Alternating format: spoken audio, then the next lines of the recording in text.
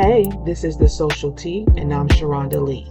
I talk about all things social, including celebrity news, reality shows, what's going on in pop culture, local news, and more here in these YouTube streets.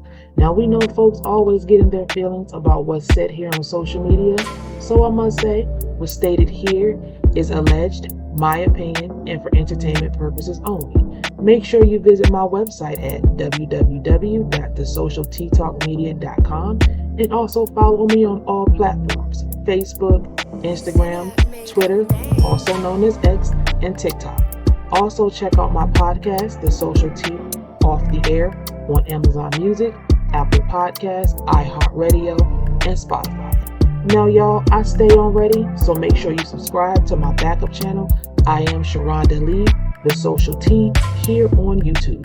Now, before we get into it, make sure you hit that notification bell, like, share this with everyone you know, and subscribe. Now, with all that being said, relax, get comfortable, and let's get into the tea.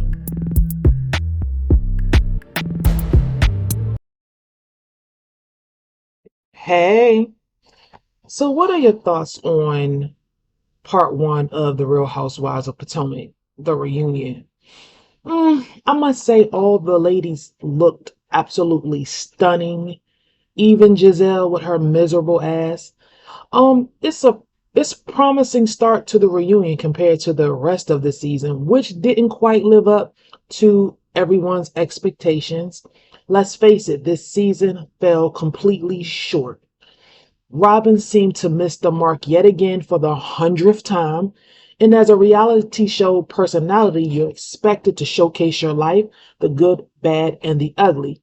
The real action didn't really kick in till the end of the show with the showdown between Killarney and Sesame Street. Now, the internet is calling this woman Sesame Street, coined by no other than Candiace. And I stand with Candiace. She looks like a Muppet. She's Sesame Street.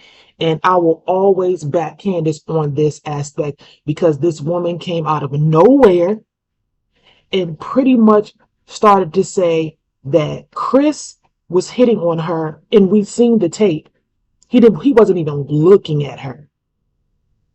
And let alone she called Wendy's husband Happy Eddie. So she's upset because she's being called Sesame Street in the social media streets. Oh well, have at it. Her name is Sesame Street. But when it comes to the fight, I believe that Ashley seemed to have a good idea of what was happening, especially when she asked the film crew were they done, and then right after the fight broke out. So she's not really fooling me.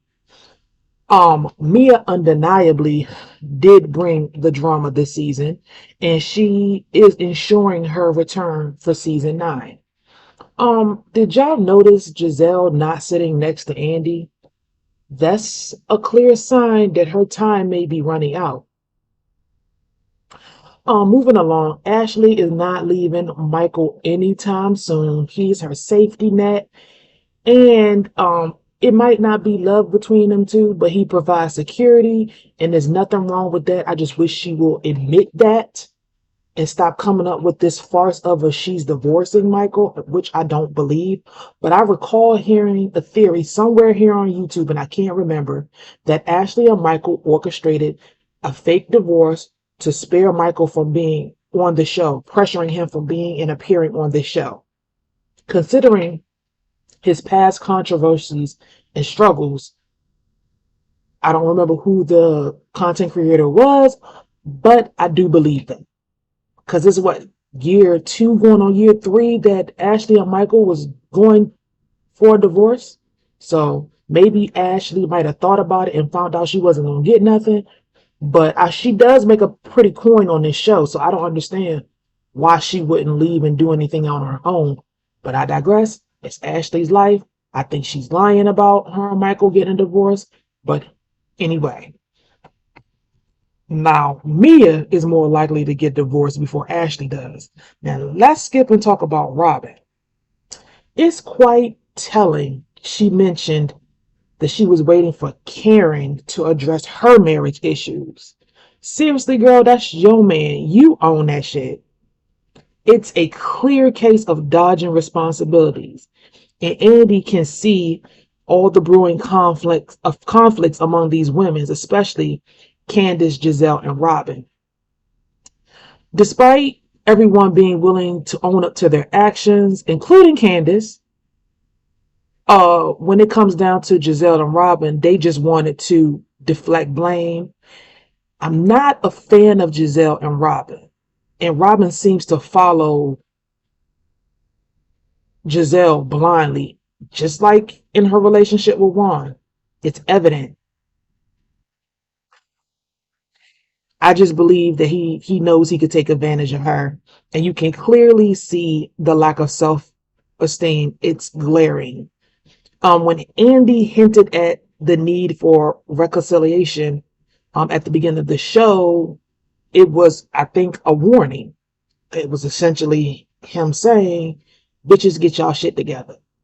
Because in reality TV, everyone has a role to play, whether it's a small role, whether it's a big role on the show. You're required to tell your life again. The good, the bad, the ugly, the small or the big. You're getting a big paycheck. So you essentially not saying something or dismissing something, it just comes off bad. But I want to say, hey, Mia, she killing it. How do you manage to have both a husband and a boyfriend at the same damn time? Girl, you are the true MVP. Now, let's talk about Gizelle. Honestly, of course, I'm not a Gizelle fan, but she adds absolutely nothing to the show. Absolutely nothing. Everyone, again, has their role, but she and Robyn, nope, they're not doing it.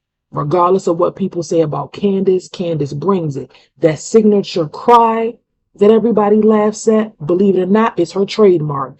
And she is incredibly talented, and she can sing, and she can act. And those sharp comebacks, they're legendary in Bravo history, so say what you want, she does add to the show. But what does Gizelle and Robyn do? What do they bring to the table when it comes to this show? Think about it. What have they done? Nothing. They're dry. They make up stories.